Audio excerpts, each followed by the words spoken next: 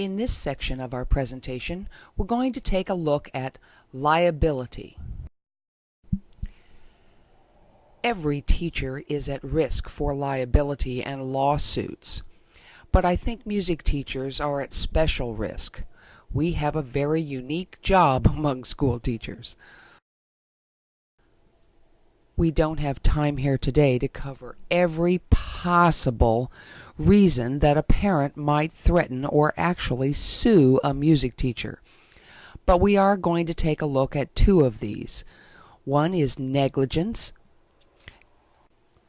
and the other is discrimination. Why are we so concerned about these issues? We're concerned because teachers have a special responsibility to maintain safe environments for their students. A special relationship exists between students and their teachers. This creates a requirement that you must prevent harm to them. The legal term for this relationship is in loco parentis. When children are in a school, the teacher acts as a parent or in the place of a parent.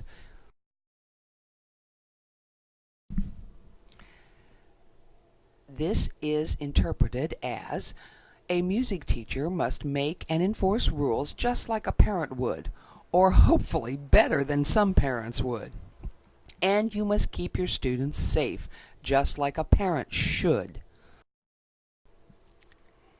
In reality, this means that you must not only avoid actions that result in harm, but you must also take actions to prevent harm.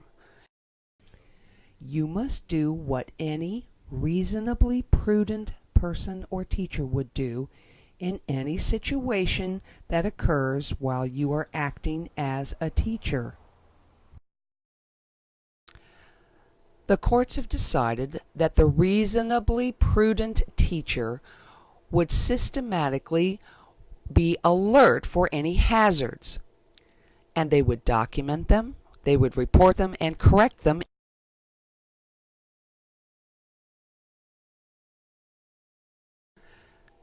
The courts further believe that a reasonably prudent teacher plans in advance for safety. You document the plan, you enforce the plan, you teach the plan to your students, and you are constantly vigilant about dangers to your students. When teachers do not do what the reasonably prudent person or teacher should do, they are negligent. Let's take a look at two common types of teacher negligence. One is the failure to do something. You failed to stop a fight. You failed to prevent a student injury. You failed to supervise your students. The second type of negligence occurs when you actually do something yourself that causes harm. You make a student run laps and they die while doing it. You physically assault a student. Even if that's sometimes very tempting, it is still negligent. Negligence based on a failure to act can occur, as I said earlier, when you do not provide adequate supervision. It can also occur when you fail to report suspected child abuse, or you fail to protect a student from injury.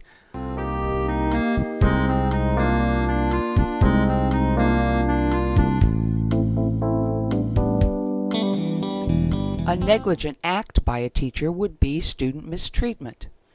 This also includes, by the way, emotionally abusing students, or personally causing a student injury. Negligence can be direct or indirect. This depends on your proximity to the incident where negligence occurred. You do not actually have to be physically present during an incident in order to be negligent. Most parents never just sue a teacher, they also sue the school district or their representatives, which are normally the Board of Education. Boards of education could be indirectly negligent if they fail to maintain a safe working environment or a safe playground, a safe football field.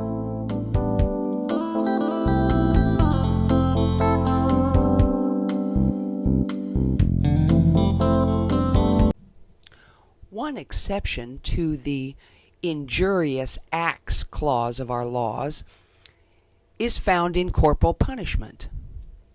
22 U.S. states still allow some form of corporal punishment, meaning deliberately causing injury, hopefully temporary, to a student.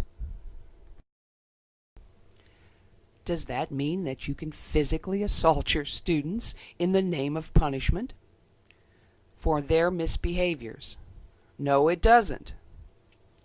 Let's take a look at some examples of other physical punishments that might be problematic for you.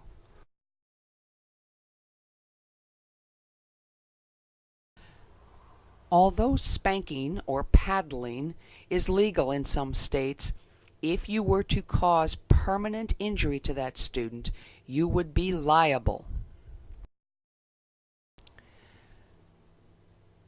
I've heard many instances where especially high school marching band directors punish their students with exercise. Take a lap. Give me 5 push-ups. As long as no serious injury occurs to the students, I think you're well within your rights to do this. I do think that you should be very cautious about punishing students by taking away privileges related to any body function. You should also be cautious about more severe forms of limiting a student's freedom of movement.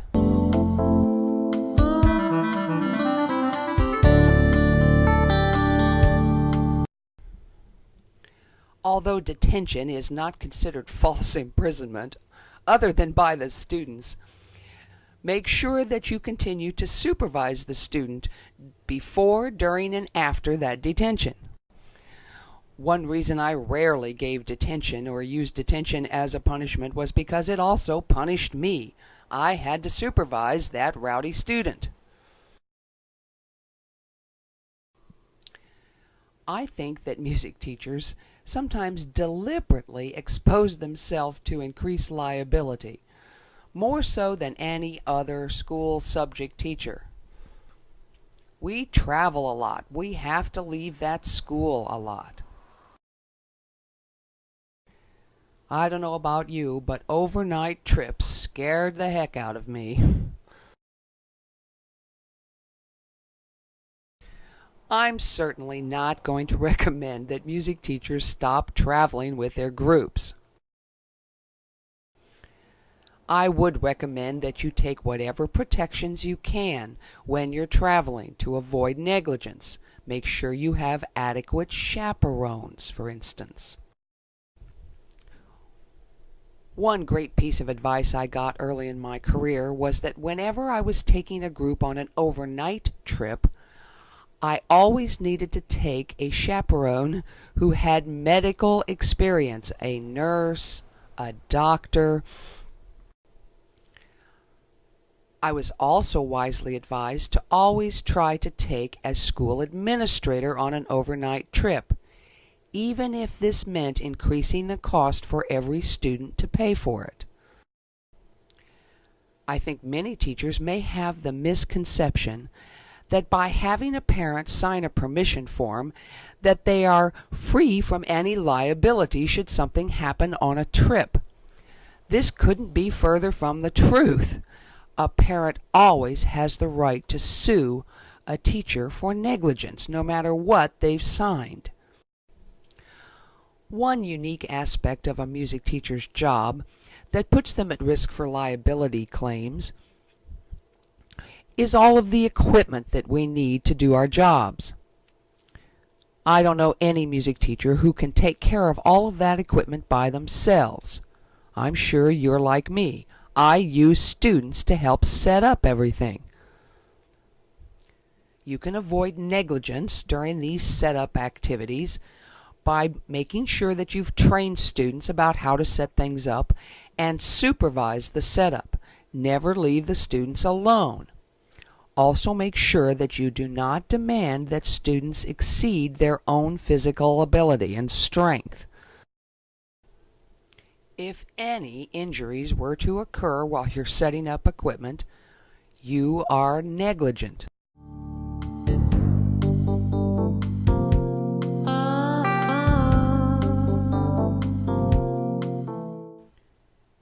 I certainly don't want this presentation to create a bunch of paranoid music teachers out there. Just be alert. Make sure that your first priority is the safety of your students, not getting that bus loaded quickly. Let's move on now and take a look at discrimination.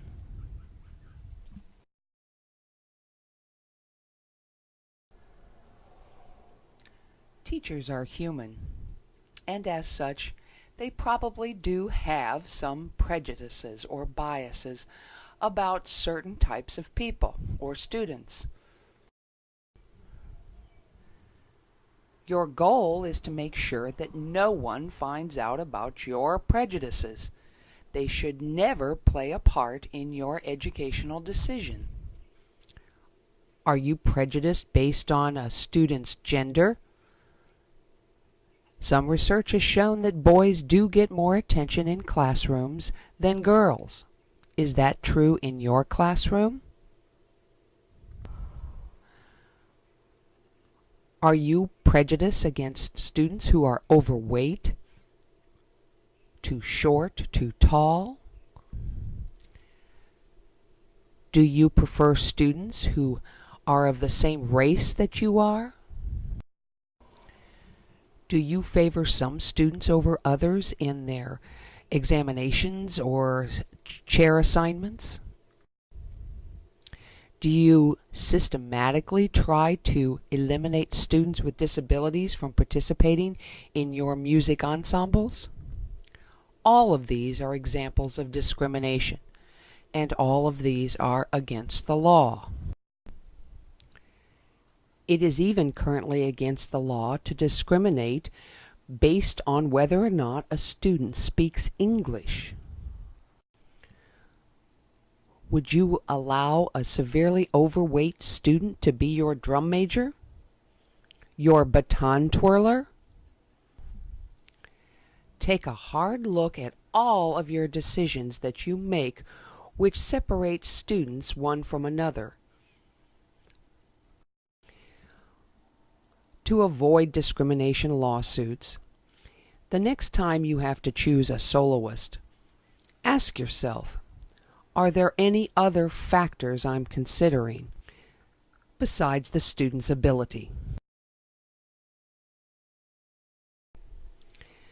All right, your plan now includes being extremely alert to any dangers you might be exposing students to, and making sure that you are fair in all of your decisions. The final part of your plan, just in case, should be to make sure that you have liability insurance. If you are a member of a teachers association, such as the NEA, the National Education Association, you have automatic liability insurance.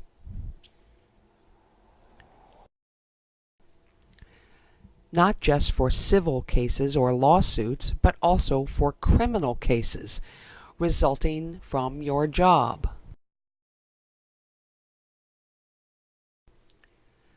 Assistance with payment of legal fees for criminal charges always will depend on whether or not you're found guilty or innocent. If you are guilty, don't expect any help from liability insurance.